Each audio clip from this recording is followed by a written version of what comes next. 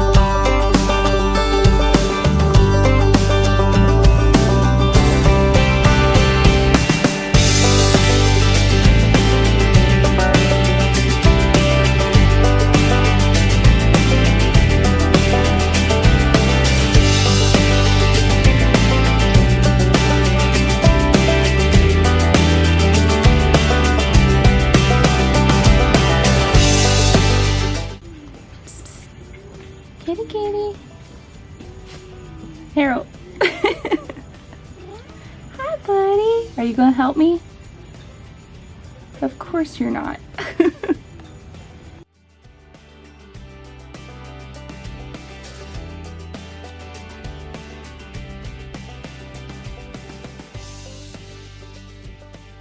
So we're going to use Granny Smith apples for this recipe, and I'm going to go ahead and put it on my peeler. This is a handy tool, especially for apple season, because it cores your apple and peels your apple for you.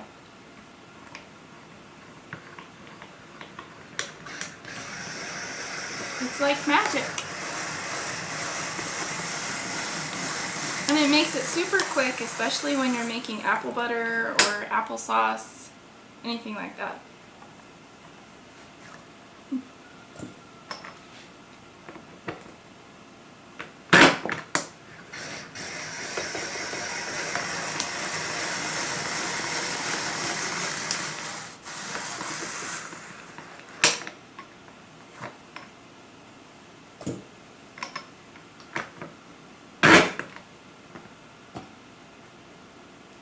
Once you get your apples peeled and cored, then you're just going to slice through them. But you really just need to slice through them one time. And that gives you nice, really thin slices for your crisp. And that's what you want, is thin slices so it will cook, so the apples will cook easier.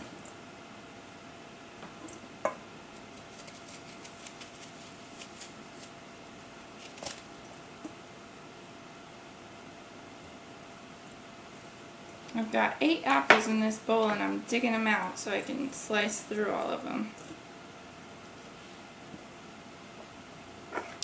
Depending on the size of your apples, you could do 6 to 8. These were average size.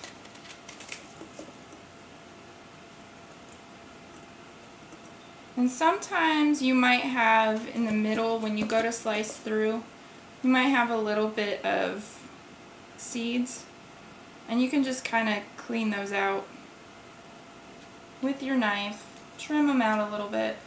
So I think we've got all of our apples chopped up.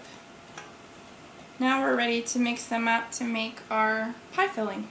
With our apples, we're going to mix some ingredients in for the pie filling. So we're going to start with a tablespoon of salted butter. We're going to do 2 tablespoons of sour cream.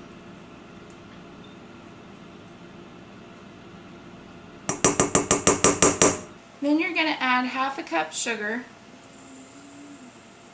and 1/4 cup brown sugar. Then you're going to add in 1/2 teaspoon of salt. Then you'll add a teaspoon of cornstarch and then a teaspoon of cinnamon. And then 2 teaspoons of lemon juice. Then we'll just give that a really good mix in. Just going to mix everything up really well. Oops, just lost a little sugar.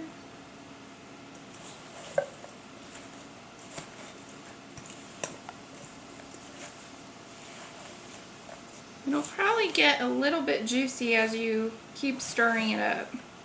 And don't worry, because it'll really juice up when we bake it. Now I'm using Granny Smith apples, but I also really like to use Jonathan apples and John Gold apples. They give a really sweet, tart flavor to a pie.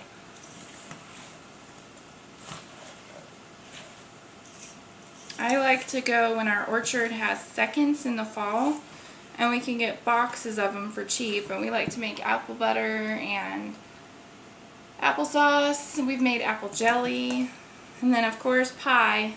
Apple crumb pie is one of our favorites. And my son likes to make a German apple pie, which is really, really good.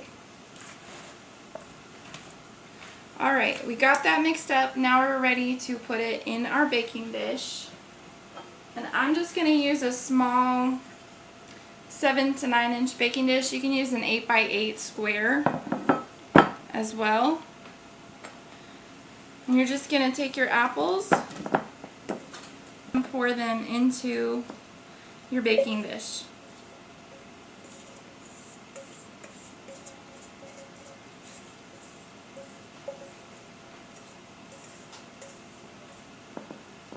And then spread them out until they're pretty even all around. This is very similar to the peach crisp that I made not that long ago and shared the recipe on my site. Very similar, just a little bit different with the filling. Set your apples to the side, because now we're going to mix up the topping, and we're going to start with the 3/4 cup, 3/4 of a cup of gluten-free oats. Then we're going to add a 1/2 cup of gluten-free flour. Then we'll do 3/4 cup of brown sugar, 3/4 teaspoon of cinnamon, then you'll do a 1/4 teaspoon of nutmeg. Then we're just going to stir that up. Your brown sugar will probably be just a little bit clumpy, and that's okay. Just break it up as you stir it. Once you have that stirred up, then we're going to take a stick of salted butter, and we're going to slice it up really thinly into our mixture. So you want it cold so it's easy to slice. So no need to soften it.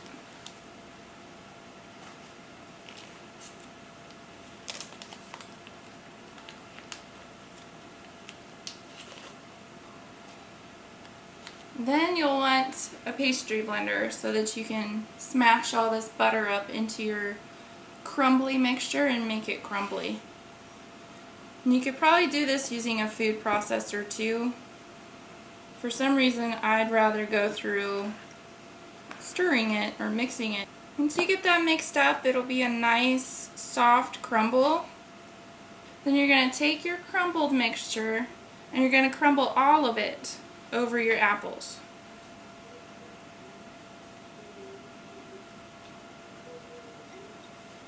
You're going to pretty much cover them completely. And it crumbles really easy. And as it bakes, it melts into the apples. Oh my gosh, it's so good.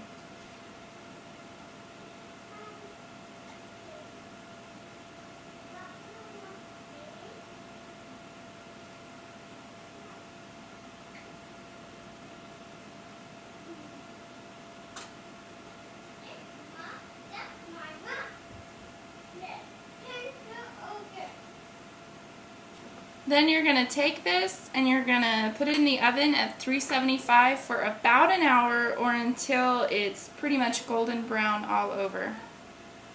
So I'm going to bake it.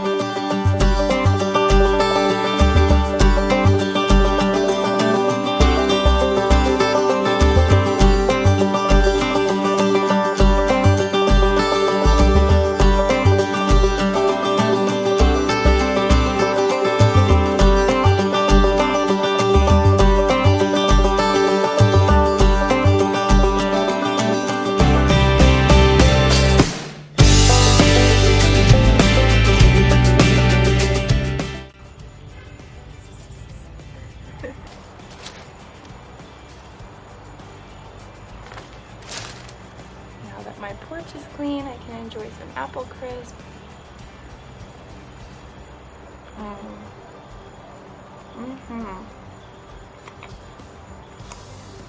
One of the best things about fall. Happy fall!